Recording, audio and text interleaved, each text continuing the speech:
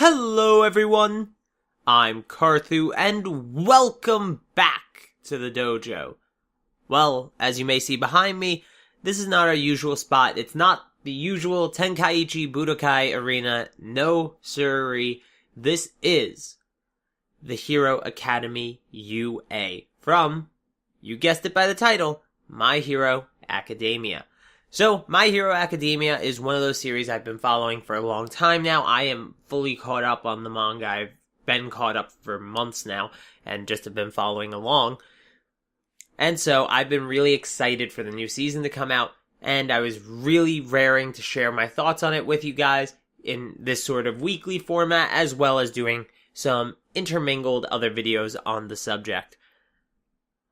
That being said, this does not mean I will not be covering Dragon Ball anymore. Far from it, I'll just be expanding my options, especially now that Super's over. I'll have a lot more time to do deep dives into Dragon Ball Super, as well as tackle other series that I love and hold dear to me. And I hope you guys stick around and appreciate those series as much as I do, because they are great. So, without further ado, let's jump into this review.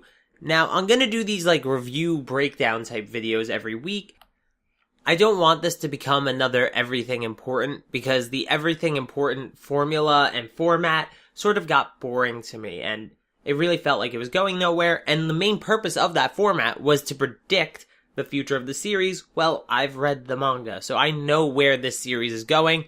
To do Everything Important would be sort of irrelevant. Instead, when I do breakdowns and stuff, I'm going to talk about character interactions, I'll talk about some shows of feats and things like that, and what things may be implying without spoiling. So basically, if I say this may be implying something, it's probably something that hasn't happened in the manga yet either, which means it's a long ways away in the future. That all being said, this episode is probably the worst episode to introduce this series to, because, well, it was a sort of non-episode. This episode was a lot, and I mean a lot of flashbacks. I think we probably had half of it as new content, but I think the other 50% of this episode, maybe even 60%, was entirely flashbacks with a voiceover on it.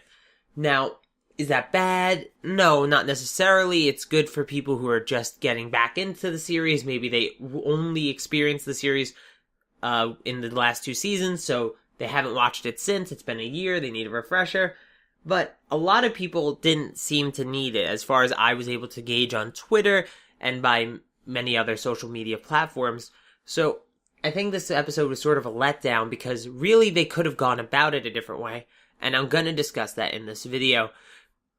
But let's start from the beginning. The episode starts the way these series tend to start, at least in terms of My Hero Academia anyway. It's with Deku. And he's talking about how this is the story of how he became the greatest hero. I've always hated this about My Hero Academia. It's probably my one pet peeve, is that they say that Deku becomes the greatest hero from the offset. Now, most of you may be saying, oh, well, it doesn't matter. It's like if Naruto was to say, I'm going to become Hokage someday, or I am the Hokage, and this is my story. You know, we were expecting him to become the Hokage anyway, so is it really a big deal? It's different here. Naruto is sort of old, especially now, and in terms of shonen, it's sort of outclassed. With My Hero Academia, you have this idea, this spark, and these characters that really can thrive on their own. It is the pinnacle of shonen. It doesn't subvert the shonen stereotypes, though it elevates them. So, that being said, there was a great possibility of an amazing story where Deku has this sort of side quest where he's like, maybe I don't want to be the greatest hero. Maybe there's something corrupt about the hero organization, or maybe, he hears something from the hero killer Stain, if that arc went differently, where he's like, oh, this institution is corrupt, and it's full of people who aren't actually heroes, and they don't live up to the ideals of All Might. Should I be doing this? Something that, pushes him away from that end goal. And that could have made a very interesting story, but since we know he achieves that end goal, we never fall for the trap that he would abandon it. Now, I'm not saying he would abandon it, and if he did, that'd be pretty cool. That'd be a really good subversion of expectation, but it doesn't seem to be the case, since this is being spoken of as if it's from a future perspective, someone who's looking back on themselves and talking about their own past. It's always been a flaw of My Hero Academia, though, so it's not really a flaw of this episode. We also get this sort of speech from, I always forget his name, the warp villain. And it's like so weird because it's exactly what we know. This kid was acknowledged by the hero killer, so he must be a true hero, which makes him the exact opposite of the head of the villain association, Tamora. And it's like, yeah, duh. No, that's exactly the point. You don't need to spell that out for us. We need to be able to be trusted to figure these things out for ourselves. Because really, if we can't be trusted to figure out simple stuff like that, then this story is going to hold our hands so much that I'm going to feel like a child being led through a children's book instead of an adult learning and growing alongside characters that I am mentally being stimulated by. Now, moving on to the original content, we did have this great, setup for them going to the pool and doing endurance training and the gag, about them wanting just to see the bathing suits, but they brought Midoriya so that way they could actually get the pass to use the pool and look at the girls in their bathing suits. And it was a cool little gag. It's cute. It's very anime. And honestly, these slice of life episodes remind you that they're high school kids and they're not like fully fledged superhero monster ninja pirates. It's really awesome to, see these slice of life episodes, especially because it's a hint of what's to come in the future, because My Hero Academia does become very high school based later in its manga life too, so it's very nice to start seeing hints of that throughout this series, at least right now. Moving on from that though, I'd like to introduce a little segment, I guess we could call it, in this series of reviews that I'm gonna call the missed opportunity, the biggest missed opportunity of the episode. I'm not sure I'll have one of these every episode, so it's like, if you watch PewDiePie, it's like when he gives the bonus memes. Just, you don't know when to expect it. Will there be, the biggest missed opportunity this week? Ooh, did something happen? But this week there is, and maybe there won't be one next week. We'll have to wait and see.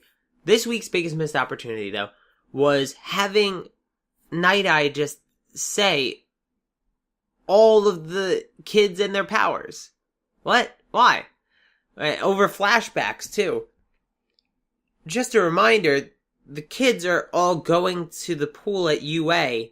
Half of them, the boys anyway, are going to train. And the girls can still use their quirks because they're at UA. So, if they're all at UA, and they can use their quirks because they're allowed to, why wouldn't you just set it up that they show you what their quirks are? Or at least as Aizawa Sensei is saying which person has which quirk, you have a bit of new animation, right? A bit of new sequencing of them using it in the pool. That's so much better. It keeps the story self-contained without needing flashbacks that sort of take me out of the situation and make me feel like I'm watching, a cheap YouTube video trying to, get me ready for season 3.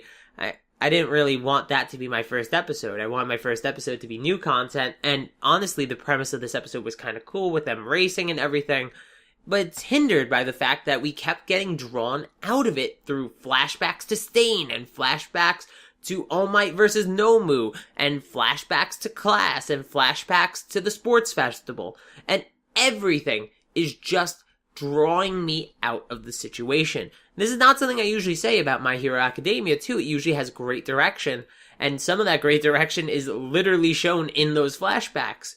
But showing that great direction and actually having a well-directed episode are two different things. Not to say that the episode's like the worst thing ever. It's not. It's just that I don't need the episode to hold my hand through the series, and I think that was my biggest disappointment this week. I'm gonna give the episode an okay. I mean, I'm not gonna use a rating system, by the way. It's just sort of muddled and fake. I'll give it words like I used to for everything important, where I used to go awful, bad, okay, good, great. Well, that'll be the rating system. I made it up right now. I think this was okay. I don't think this was a standout episode by any means. The new OP is okay. It's tamer than the old ones in terms of music, but it's much more vivid in animation. I mean, God, there's that several sequences actually where it gets a little insane, and it really does spark my hopes for the future and some of the great fights we are supposed to see this arc. Very excited. The ED is okay as well. I like the idea of the Genga being there. It's pretty nice. Nice touch to the animators and their work. Other than that, I did think, like I said, the premise of the episode was very cool, but poorly executed, in my opinion, because of all the overburdening flashbacks and unnecessary, in my opinion, flashbacks that sort of took away from the entire point, in my opinion, at least. But what do you guys think? Leave your opinions and counterpoints in the comments down below, and subscribe if you want more anime videos. But for now, video outro!